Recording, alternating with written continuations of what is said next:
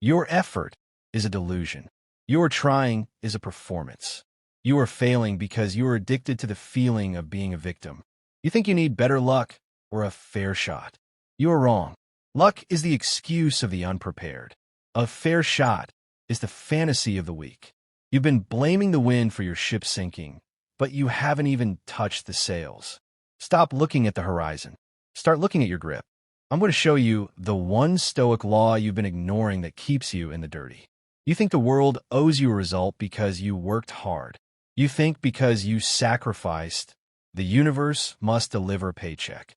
This is the ultimate Stoic trap. Like Vegeta obsessed with surpassing Goku, your focus is on the rank, not the training. If your happiness depends on a win you don't control, you have already surrendered your power.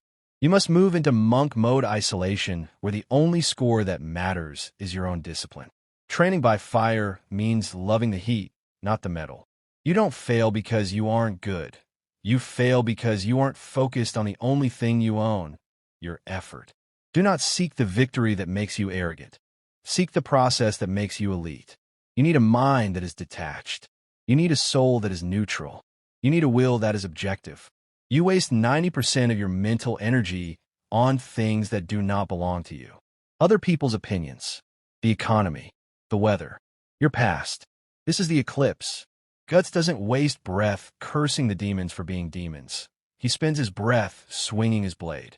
Epictetus taught us the only thing we truly own is our opinion, our intent, and our action. Everything else is external. If you're stressed about anything you cannot change, you are literally insane. You're trying to command the ocean while your own boat is leaking. Your failure is often just you trying to grab smoke. Stop reaching. Start clinching what is yours. Control is not in the outcome, but in the intent. Victory is not in the world, but in the self.